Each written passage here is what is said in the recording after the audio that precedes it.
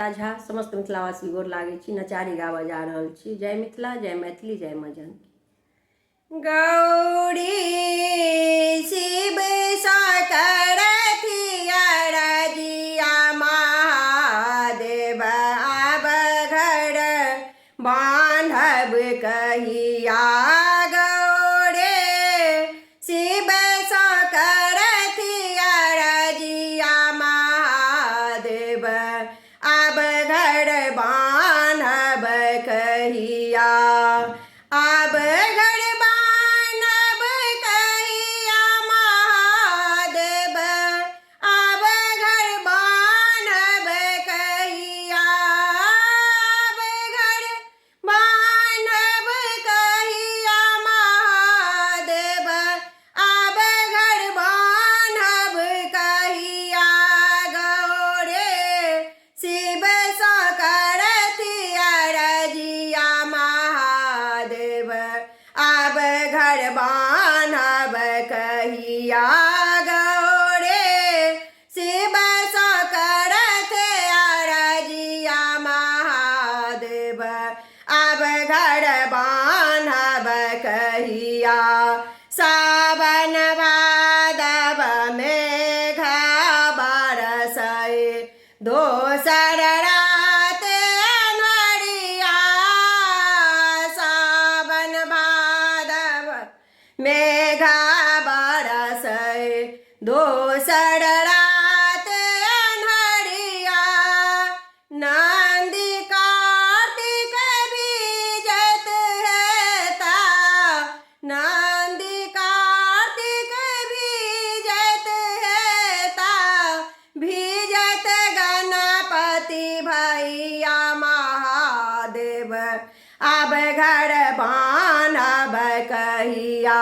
गौरे शिव साकर थिया रजिया महादेव आब घर बांधब कहिया। गौरे शिव साकर थिया रजिया महादेव आब घर बांधब कहिया। असमसान में राति बिताबै लाज लगैया हमरा।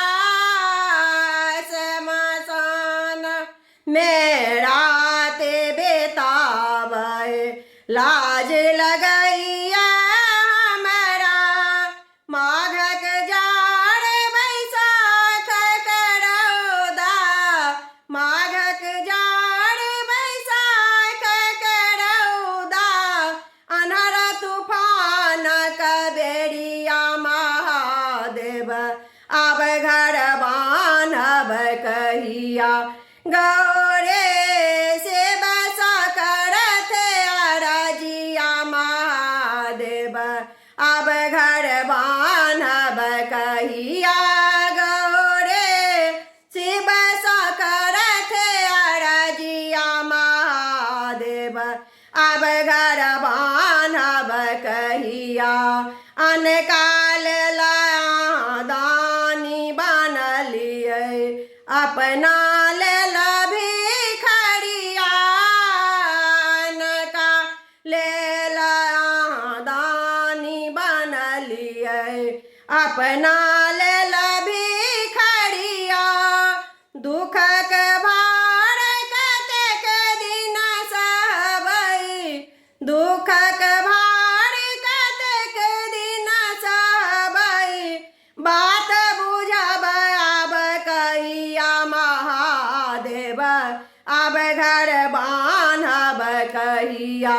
गौरे शिव साकर थिया रजिया महादेव आब घर बांधब कहिया। गौरे शिव साकर थिया रजिया महादेव आब घर बांधब कहिया। आब घर बांधब कहिया महादेव आब घर बांधब कहिया। गौरे शिव साकर थिया रजिया महादेव आब घर बांधब कहिया। गौरे शिव सा करत अरजिया, महादेव अब घर बान्हब कहिया। धन्यवाद।